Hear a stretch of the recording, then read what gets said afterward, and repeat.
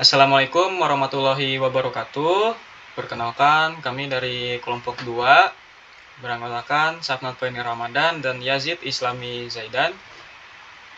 Di sini kami akan mempresentasikan hasil kerja kami, hasil tugas kami untuk matematika diskrit yang berjudul memahami mekanisme pemilihan jalur pada aplikasi navigasi menggunakan algoritma Dijkstra dan TKD.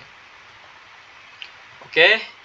Karena sebelumnya sudah saya perkenalkan, presentasi ini akan dilanjutkan oleh Yazid untuk menjelaskan konsep dan topik, alasan pemilihan topik, dan teori. Yang pertama ada konsep dan topik. Andi seorang street photographer. Ia berdomisili di Bintara, Bekasi Barat. Saat ini ia berencana untuk menangkap foto-foto menarik di area Gelora Bung Karno. Ia tidak memiliki ingatan tentang jalur-jalur perjalanan yang harus dilalui, sehingga ia menggunakan Google Maps sebagai alat navigasi andalannya.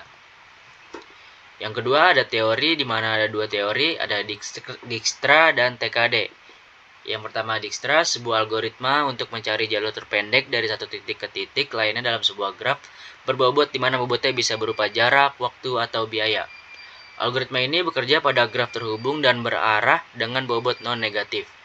Yang kedua ada TKD. Algoritma TKD atau algoritma hapus adalah metode yang digunakan untuk menentukan lintasan terpendek dalam graf berbobot.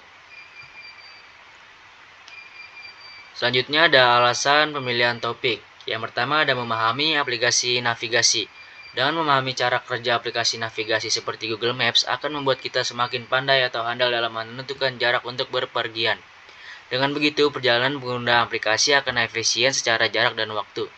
Selanjutnya ada relevansi dengan mata kuliah dan kesederhanaan studi kasus. Mata kuliah matematika diskrit mempelajari teori shortcut. Dengan teori ini dapat diimplementasikan dengan kehidupan sehari-hari, meskipun ada implementasi ke hal lain seperti cara kerja komputer, menentukan jarak terdekat ke server website. Proses berpikir AI NPC pada game untuk menentukan jalan ke suatu tujuan dan lain-lain. Namun kami menetapkan untuk memilih studi kasus penentuan jarak karena lebih sederhana dan mudah dipahami. Oke, di sini untuk presentasinya akan saya lanjutkan. Di sini kita akan memulai dari implementasi. Kita akan menuju ke bentuk gambar dari data yang ada. Nah, di sini Andi itu akan berada di titik A, yaitu dia berada di Bintara. Kemudian kita di sini akan ada pilihan nih. Dia tuh ada jalur 1, 2, dan 3. Nah, ini kalau misal 1 dia dari sini, terus jalur 2 itu di tengah-tengah, terus jalur 3 itu ada di paling atas. Setelah kita lihat nih, kita kan perlu lihat dulu dari langkah 1. Setelah dilihat-lihat, nanti kita akan ke mana ya? Sebentar, saya cek.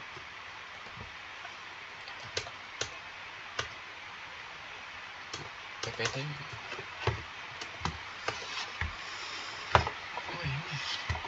Oke, kita akan balik lagi ke bagian implementasi, kemudian pilih jarak dengan nilai terpendek.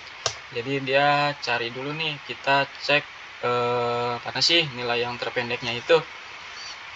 Kalau misal dari A ini kan dia ini 1,5, 4,2, terus 8. Cuma kami ini menemukan ada kekurangan dari jarak start. Jadi kami memulainya tuh dari jarak finishnya. Karena dalam Google Maps itu kan dia nggak mungkin dong jalur tuh cuma ada 2. Karena kami tuh cuma mengambil kesimpulannya saja, kayak jalur-jalur yang setidaknya bisa didapat gitu loh. Karena kalau misal jalur-jalur lain akan jadi kompleks. Jadi kami menemukan jalur yang lebih sesuai dengan teori.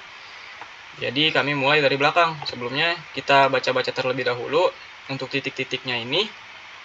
Jadi ada titik A itu ada di Bintara, terus B itu Jalan Kolonel Sugiono, C itu Basuki Rahmat, D itu Abdullah Safei, terus E itu Profesor Dr. Satrio, terus F itu Jenderal Sudirman, G itu GBK, dan seterusnya. Oke. Sebenarnya di sini saya dan Yazid ini sudah menghitung, tapi kita mulai perhitungannya saja dari awal. Kita hitung misal dari G. G ini ke arah A ini kita cek di arah tetangganya. Dia nih G ke N ini kan 4. Sedangkan G ke F itu 2,1 dan G ke K itu 4,1. Jadi semuanya ini yang atas itu dieliminasi saja. Kita masuk ke sini ke tengah. Terus F itu ke D itu 0,9. Otomatis sesuai aja kan jalurnya itu, dia kayak ikut lurus aja karena nggak ada cabang lain gitu. Setelah itu langsung D. Sebentar, ini ada kesalahan, dia tuh di bagian titik ketiga. Ini harusnya E ini dia. Sebentar ya. Nah, harusnya begini, terus E ke D itu 3, terus D ke C itu 4,8, kemudian C ke B itu 2,6, dan B ke A itu 4,2. Oke. Jadi kesimpulannya itu yang lebih cepat itu jarak di kedua nih, yang tengah. Dia totalnya itu kalau dihitung, ini tuh koma-koma ini kilometer ya. Jadi kalau kita hitung itu dia tuh totalnya 17,6 km. Nah, jadi total dari semua ini, dari atas ke bawah, itu dari jalur 1, 2, dan 3, itu dia secara kesimpulan yang lebih cepat atau lebih pendek itu, jarak terpendek itu di bagian opsi jalur kedua. Lalu untuk sekedar klarifikasi, sebenarnya kami ingin untuk menampilkan lebih banyak percabangan dalam jarak-jarak ini, namun sayangnya dari Bekasi ke GBK itu biasanya dia jalurnya memang jalur utamanya itu 2. Jadi ada jalan tol di sini dan di tengah. Jadi agak kesulitan untuk menentukan jarak mana sih yang setidaknya relevan, karena yang kami ambil ini berdasarkan Google Maps itu menggunakan mobil, bukan menggunakan kereta, jalan kaki, atau motor. Jadi karena mobil tentunya menggunakan jalan tol untuk mengarah ke GBK. Lalu di sini ada di sini yang ada Dijkstra saja ya, karena untuk teori TKD atau teori hapus sebenarnya cukup simpel, karena kita tuh cuma hanya melihat secara keseluruhan nih. Kita melihat keseluruhan untuk gambarnya saja. Nah, di sini ada percabangan nih, ada 4, 2, 1. Kita langsung hapus saja bagian sini. Ini kita hapus, ini kita hapus. Nah, otomatis ini kan nggak sesuai sama G kan. Jadi kita hapus, sip, langsung hilang. Nah, otomatis nanti ketemulah jalur yang sesuai, jalur terpendek. Itu sama halnya dengan sumber yang kami baca gitu. Sumber yang kami baca ada di mana ya? Bentar. Gimana sih ini? Nah, dia ada di slide player. Kita bisa buka sendiri untuk slide playernya ini.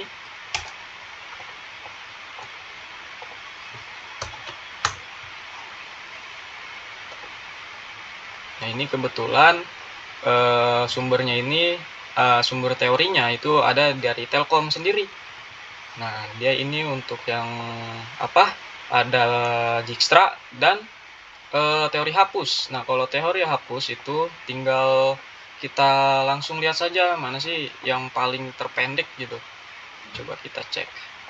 Nah, di sini ada 4, 2, 1, 5, 8, 10. Ini sebenarnya saya membuka materi yang ada karena percabangannya itu lebih banyak dibandingkan yang kami presentasikan. Nah, di sini saya akan mencoba menjelaskan lebih lanjut. Kita langsung saja kita lihat nih, di sini ada 4 dan 2. Langsung hapus saja 4-nya. Nah, otomatis kedua. Terus ada 10 dan 1. Kita hapus 10, nanti pindah ke 1. Nah, terus ada letaknya di B, ada 5 dan 8. Jadi karena 8 lebih besar, kita hapus saja, pindah ke 5. Terus ada 6 dan 2, kita pindah ke 2. Kemudian pindah ke 3, karena cuma hanya satu jalur gitu. Nah, terbentuklah garis yang lebih pendek. Oke, sebentar kita buka lagi presentasinya. Oke, kesimpulan yang bisa didapat dari kasus ini, dengan begitu dapat ditarik kesimpulan bahwa jarak terpendek dari Bintara ke GBK adalah opsi jalur kedua yang memiliki total jarak 17,6 km per jam. Maaf, bukan per jam, tapi secara jaraknya saja 17 km. Hal ini menunjukkan bahwa opsi jalur kedua memberikan efisiensi dalam jarak tempuh dibandingkan opsi jalur lainnya. Dengan memilih jalur ini, waktu perjalanan dapat dioptimalkan, yang tentunya juga akan berpengaruh pada penghematan bahan bakar dan biaya perjalanan. Selain itu, faktor jalan yang lebih pendek juga dapat membantu mengurangi tingkat kelelahan selama perjalanan, sehingga jalur ini menjadi pilihan yang lebih strategis untuk mencapai tujuan dengan cepat dan nyaman.